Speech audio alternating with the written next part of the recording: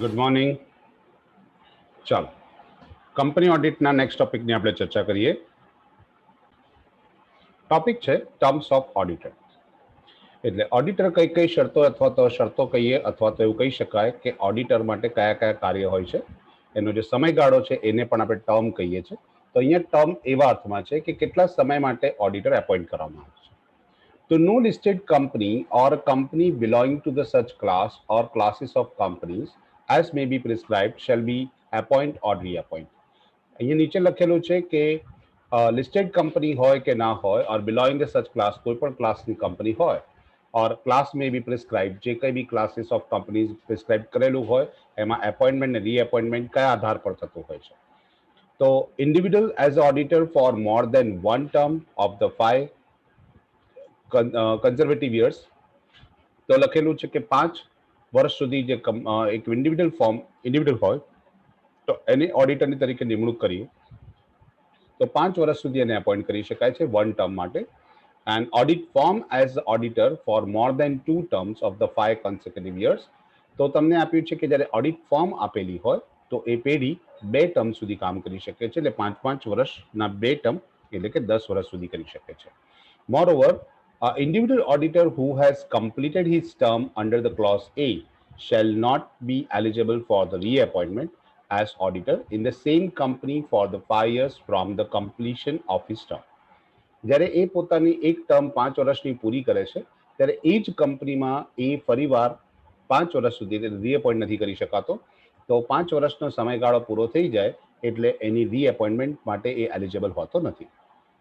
જ્યારે ઓડિટ ફોર્મની વાત કરીએ, the audit firm which has completed his term under the clause B shall not be eligible for the reappointment as auditor in the same company for the 5 years from the completion of such term. આ term complete થાય તો 5 વર્ષની અંદર એને રીએપોઇન્ટ કરી શકાતો નથી. બરાબર છે. એ ઓડિટ ફર્મ માટે બી ક્લોઝ છે, જ્યારે ઇન્ડિવિડ્યુઅલ માટે ક્લોઝ એ આપેલો છે. નંબર 3 માં આપેલું છે કે provided the further that as on the date of appointment no auditor firm having a common partner or partners to the other audit firm. સમજો કે કોઈ એક પેઢી છે કે જેની અંદર પાર્ટનરશિપ છે મિસ્ટર એક્સ અને મિસ્ટર વાયની, બરાબર છે, અને મિસ્ટર એક્સ બીજી પેઢીમાં પણ પાર્ટનર છે. હવે એક વખત જ્યારે મિસ્ટર એક્સ અને મિસ્ટર વાય બંને ચાર્ટર્ડ એકાઉન્ટન્ટની પહેલી ફર્મ જે હતી એમાં એ લોકોને કામ મળ્યું હતું, તો મિસ્ટર એક્સ બીજી ફર્મમાં છે તો એ ફર્મને પણ કામ નહીં મળે. જો અહીંયા ઉલ્લેખ કરેલો છે કે કોમન પાર્ટનર ના હોવા જોઈએ whose tenure has expired in the company immediately preceding the financial year. જે ફાઇનાન્શિયલ યરમાં એ લોકોનું પ્રેસિડિંગ આગલા ફાઇનાન્શિયલ યરમાં જેનું ટેન્યોર પૂરું થઈ ગયું છે. shall be appointed as auditor for the same company for a period of 5 years. Second thing આપી છે કે provided also that the every company existing or on the commencement of this act which is required to comply with the provisions of the subsection shall comply with the requirement of subsection with the 3 years from the date of commencement of this act. એક્ટના શરૂ થતાની સાથે જે શરૂઆતથી સમજો કોઈ company છે એ company પહેલેથી જ આવી રીતે કમેન્શન કરેલું છે, એટલે કે શરૂ થયેલી કંપની છે અને આ એક જ્યારે લાગુ પડ્યો તે વખત માટે તો લખેલું છે provision of the subsection shall comply with the requirement of the subsection within the 3 years. 3 વર્ષની અંદર એ નિયમનું પાલન થઈ જવું જોઈએ. However, nothing contained in the subsection shall prejudicate the rights of the company to remove an auditor or the right of the auditor to resign from the such office of the company. આ સબસેક્શનમાં એવો કોઈ જગ્યાએ ઉલ્લેખ નથી કર્યો કે જે auditor કામ કરતો હોય એને રિમૂવ કરવો પડે કે એને રિઝાઇન કરવું પડે અને એને કંપનીમાંથી એનું ટેન્યોર પૂરું કરી શકાય. જે ક્લાસીસ ઓફ કંપનીઝ તમને જે આપી છે for the purpose of the subsection 2 of the section 139, જે classes of companies માં ડિવાઇડ કરેલું છે. The classes of companies shall be mean the following classes of companies excluding the 1% company and the small company.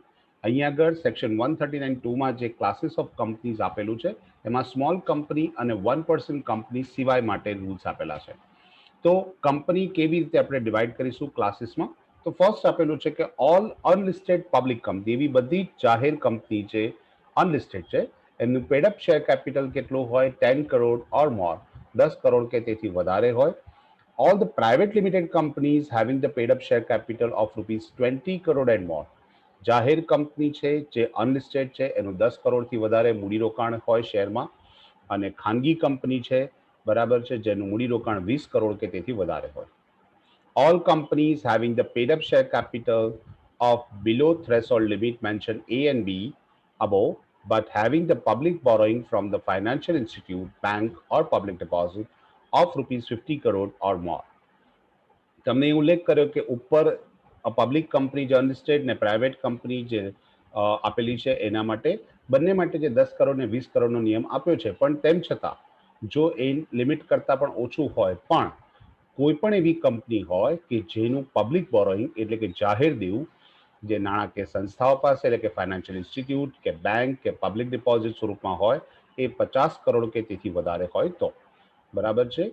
તો all the listed company or unlisted public companies having the paid up capital of 10 crore or more, all the private companies, private limited companies having the paid up capital of 20 crore or more, or all the companies having public borrowing from the financial institute or bank public deposit 50 crore or more shall not be appoint or reappoint an individual as auditor for more than for term of 5 consecutive years, and an audit form એટલે કે 5 વર્ષ માટે તમને કીધું કે 5 વર્ષ માટે તમે ઓડિટરની નિમણૂક કરી શકો છો, એને રીએપોઇન્ટ નથી કરી શકતા.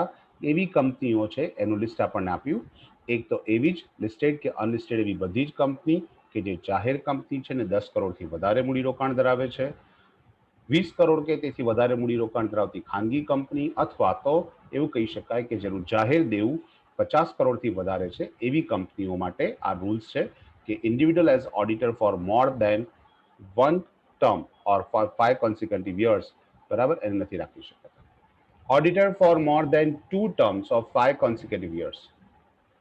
અહીં આગળ આપણને ઉલ્લેખ કર્યો એ પ્રમાણે કે જે ફોર્મ હોય એની ઓડિટર ફોર્મ એટલે કે પેઢી રાખેલી હોય તો એના ઓડિટર્સ 5 વર્ષની મર્યાદામાં એટલે કે 10 વર્ષ સુધી કામ કરી શકે છે. These auditors, either individual or a firm, can be reappointed after the cooling period of 5 years. વચ્ચે 5 વર્ષનો કુલિંગ પિરિયડનો સમયગાળો રાખવામાં આવશે અને એ 5 વર્ષ માટે બીજો કોઈ વ્યક્તિ રાખવામાં આવે, પણ એકની એક પેઢી રીએપોઇન્ટ નહીં કરી શકાય. 3 years transition period will be given to compile this requirement. અને આ રિક્વાયરમેન્ટ પૂરી કરવા માટે 3 વર્ષનો સમય આપવામાં આવે છે. No audit firm shall be appointed as auditor of the company for a period of 5 years if the same firm presently having the common partners to the previous audit firm. એટલે કે એવું પણ આપણને કહી દઉં કે જે પેઢી છે એ પેઢી માટે કોઈ પેઢીમાં ભાગીદાર છે તો કોમન પાર્ટનર હોય એવી કોઈ પણ ભાગીદારીનો આપણે ઉપયોગ નહીં કરી શકીએ જેમાં એક કોમન પાર્ટનર છે whose tenure has expired in the company immediately preceding the financial year.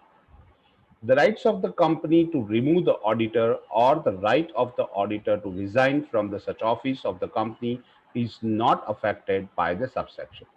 Thus, an auditor can resign or can be removed by the shareholders before completion of his term as discussed above. ઉપર જે પ્રમાણે આપણે ચર્ચા કરી તો એ ચર્ચા પ્રમાણે auditor can be resign or can be removed by the shareholders. એ રિઝાઇન પણ કરી શકે છે, શેરહોલ્ડર એ લોકોને એને રિમૂવ પણ કરી શકે છે before completion of the term or as discuss above. ઉપરની જે ટર્મ્સ છે એના આધાર પર. The firm shall include a limited liability partnership incorporated under the Limited Liability Partnership Act 2008. પેઢી કોઈ એલએલપીની પણ નિમણૂક કરી શકે છે જો આ સંજોગોમાં કામ કરવું હોય છે. Appointment of retiring auditor. Subject to the provision section 139(1) and the rules made thereunder, a retiring auditor may be reappointed at an annual general meeting if he is not disqualified for the reappointment or he has not given the company a notice in writing of his unwillingness to be appointed. તમને અહીંયા કીધું કે જે રિટાયરિંગ partner છે એટલે કે જેના 5 વર્ષનો સમયગાળો પૂરો થઈ રહ્યો છે એવા સંજોગોની અંદર એને તમે એપોઇન્ટ કરવો હોય તો તમે કેવી રીતે એપોઇન્ટ કરી શકો છો? સૌથી પહેલી વસ્તુ તો આપણને કીધું છે કે એક એન્યુઅલ જનરલ મિટિંગમાં એ વસ્તુ પ્રૂવ કરવી પડે કે ડિસ્ક્વોલિફાઈડ નથી રીએપોઇન્ટમેન્ટ માટે. અને સેકન્ડ થિંગ તમને એવું કીધું છે કે એને સામેથી લેખિતમાં કોઈ પોતાની ઈચ્છા વ્યક્ત નથી કરી કે ભાઈ ના મારે કામ નથી કરવું, દેટ ઇઝ અનવિલિંગનેસ ટુ રીએપોઇન્ટમેન્ટ. એ પોતે જો નોટિસ આપે એટલે ઓડિટર સામેથી એવી નોટિસ આપે બરાબર છે, તો એ વ્યક્તિને એપોઇન્ટ ના કરી શકાય, અધરવાઇઝ કરી શકાય છે. થર્ડ કન્ડિશન આપી છે, special resolution has not been passed at the meeting appointing the some other auditor or the providing expressly that he shall not reappoint. જો કોઈ સ્પેશિયલ રિઝોલ્યુશન પણ પાસ ના કરેલું હોય કે આપણે અન્ય કોઈ ઓડિટરને અપોઇન્ટ કરી રહ્યા છે, જો આ ત્રણ શરતોનું પાલન થાય તો આપણે શું કરી શકીએ છીએ, સેક્શન 139(1) પ્રમાણે આપણે જે ઓડિટર રિટાયરિંગ ઓડિટર છે એને રીએપોઇન્ટ કરી શકીએ છીએ.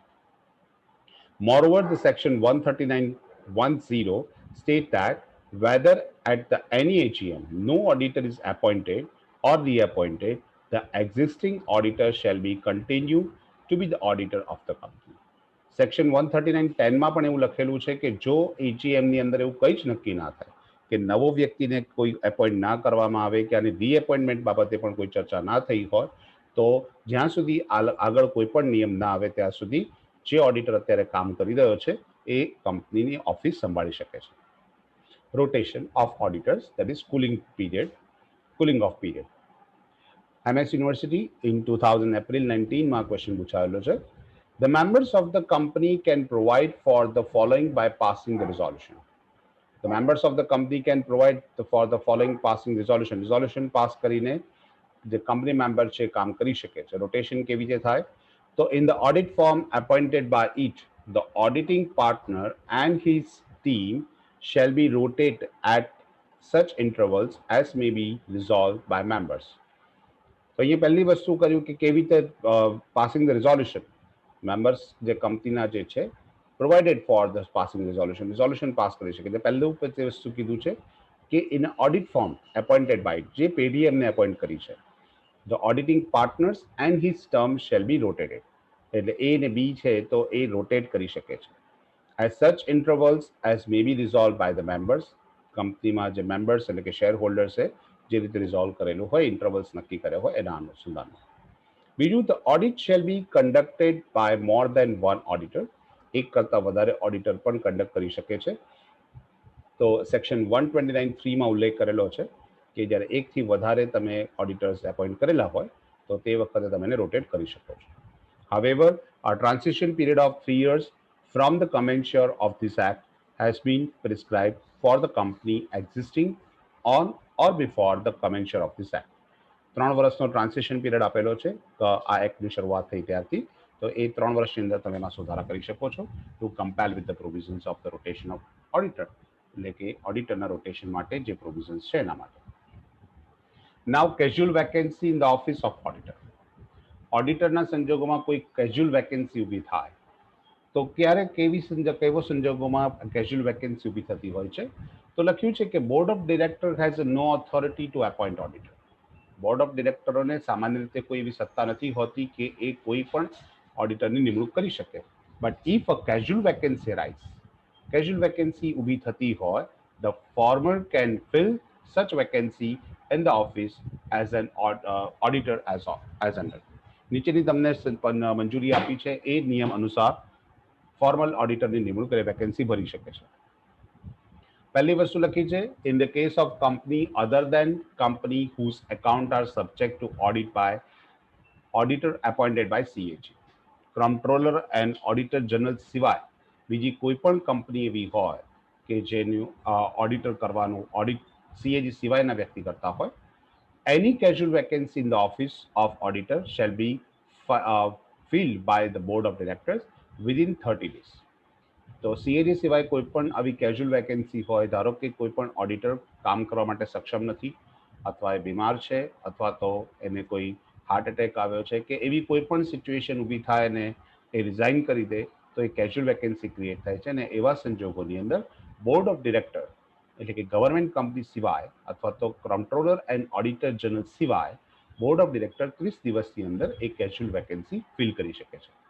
However, if such casual vacancy is a result of resignation of auditor, જો આ કેઝ્યુઅલ વેકેન્સી કોઈ ઓડિટર એટલે કે આગલા ઓડિટરના રેઝિગ્નેશનને કારણે હોય, such appointment shall also be provided by the company at the general meeting, conveyed with the 3 months of the recommendations of the board, and he shall hold the office till the conclusions of the next annual general meeting. સામાન્ય રીતે જ્યારે પણ કોઈ પણ વ્યક્તિ resign કરતા હોય છે તો આવા સંજોગોમાં એને થોડોક સમય આપવો પડે છે નેક્સ્ટ એન્યુઅલ જનરલ મીટિંગ સુધી એને બોર્ડની ઓફિસ સાચવવાની હોય સોરી એને ઓફિસ સાચવવાની હોય છે અને ત્યાર પછી નેક્સ્ટ એજીએમમાં એના માટે રીએપોઇન્ટમેન્ટ સિવાય અન્ય કોઈ ઓડિટરની નિમણૂક થતી હોય છે તો board shall he shall hold this office till the conclusions of the next AGM in the case of resignation by the auditor. Second thing, in the case of the company whose accounts are subject to audit by an auditor appointed by CAG. સામાન્ય રીતે comptroller auditor general government companies ની અંદર auditor appoint કરતી હોય છે અને એવી કંપનીઓમાં જો કદાચ casual vacancy ઊભી થાય then casual vacancy in this office of the auditor shall be filled by former within the 30 days. 30 દિવસની અંદર એને એ જગ્યા ભરવાની હોય છે. However, if the CAG does not fill this vacancy within the said period, તો comptroller auditor general જ એ જગ્યા 30 દિવસમાં ભરે છે અને જો એ નહીં કરી શકે board shall fill such vacancy within the next 30 days. તો એના પછીના બીજા 30 દિવસોની અંદર board of director A vacancy ભરી શકે છે. સેક્શન 139 સબસેક્શન 8 માં આનો ઉલ્લેખ કરેલો છે. ત્યાર પછી આપેલું છે કે moreover the act also provided that in case of the company has an audit committee, જો કંપની પોતાની કોઈ ઓડિટ કમિટી હોય and then all the appointments including the filing of the casual vacancy of an auditor under this section shall be made after taking into the account of recommendations of the such committee section 139(1)(1). એટલે section 139 subsection 11 માં ઉલ્લેખ કરેલો છે કે જો કંપનીના સંજોગોમાં કોઈ ઓડિટ કમિટી એપોઇન્ટ કરેલી હોય તો બોર્ડ ઓફ ડિરેક્ટર પહેલા એ કેઝ્યુઅલ વેકેન્સી કોણ સિલેક્ટ કરશે એ કેઝ્યુઅલ વેકેન્સી માટે તમારે રિકમેન્ડેશન ઓડિટ કમિટીનું લેવું પડશે અને ઓડિટ કમિટી જો એ રિકમેન્ડ કરતી હશે તો તમે એપોઇન્ટ કરી શકશો અધરવાઇઝ નહીં કરી શકો. Appointment of auditor other than retiring auditor by the special notice. તો સ્પેશિયલ નોટિસ આપીને કેવી રીતે ઓડિટર રિટાયરિંગ ઓડિટર સિવાય કોઈ ઓડિટરની આપણે નિમણૂક કરી શકીએ. તો special notice shall be special notice આપણને આપેલી છે. સ્પેશિયલ નોટિસ માટે કીધું છે કે special notice shall be required for the resolution at an AGM appointing as auditor a person other than retiring auditor. Retiring auditor સિવાય બીજો કોઈ વ્યક્તિને જ્યારે એપોઇન્ટ કરવાનું હોય અને એના માટે કોઈ રિઝોલ્યુશન પાસ કરેલું હોય સ્પેશિયલ નોટિસમાં providing expressly that the retiring auditor shall not be reappointment. તમે એક્સપ્રેસલી દર્શાવેલું હોય કે જે રિટાયરિંગ ઓડિટર છે એ આપણે એપોઇન્ટ નથી કરી રહ્યા એટલે ફરીવાર એ એપોઇન્ટ નથી કરી રહ્યા અને બીજો કોઈ વ્યક્તિ રાખી રહ્યા છે except whether the retiring auditor has completed a conservative tenure of the 5 years.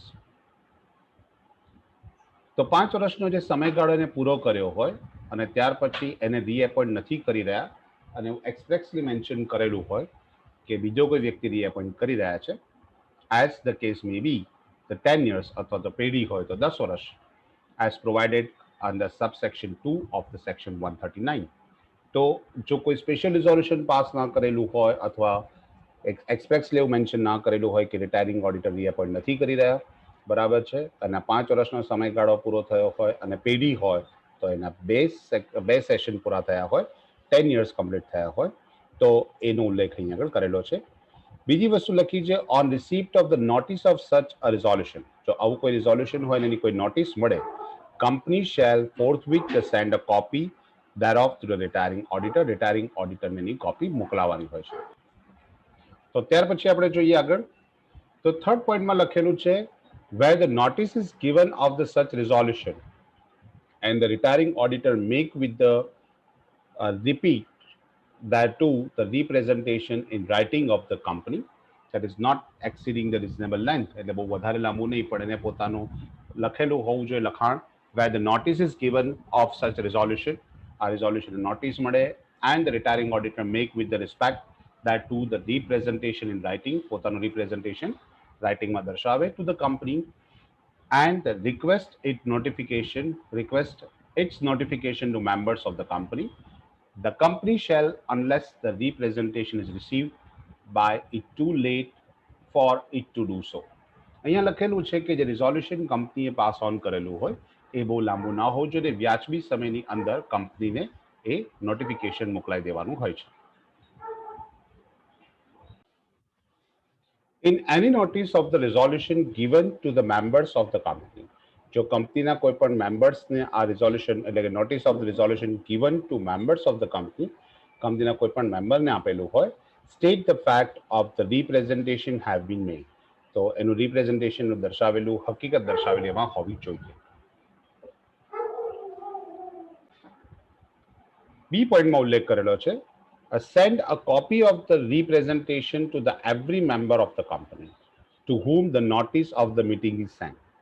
સાથે સાથે લખેલું છે કે send a copy of representation to the every member of the company, કંપનીના દરેક મેમ્બરને રિપ્રેઝન્ટેશન કોપી મોકલાવવાની હોય, to whom the notice of the meeting is send, કે જેના દ્વારા એ મીટિંગની નોટિસ આપવામાં આવી છે, whether before or after the receipt of the representation by the company, એટલે કંપનીનું જે રિપ્રેઝન્ટેશન કરેલું હોય, જે રિસિપ્ટ રિપ્રેઝન્ટેશન મળ્યું હોય એ એને જણાવવાનું હોય છે કંપનીની અંદર. And if the copy of the representation is not sent as aforesaid because it was received too late or because of the company's default, તો આ રિપ્રેઝન્ટેશન જે કોપી જે છે એ ઉપરની દર્શાવેલી જે સમય મર્યાદા છે એની અંદર ના પ્રાપ્ત થઈ હોય, and it was received too late, બહુ મોડી પ્રાપ્ત થઈ હોય છે, because of the company's default, કંપનીની ભૂલને કારણે, the auditor may, without the prejudice of his rights to be heard or orally, required that the representation shall be read out at the meeting.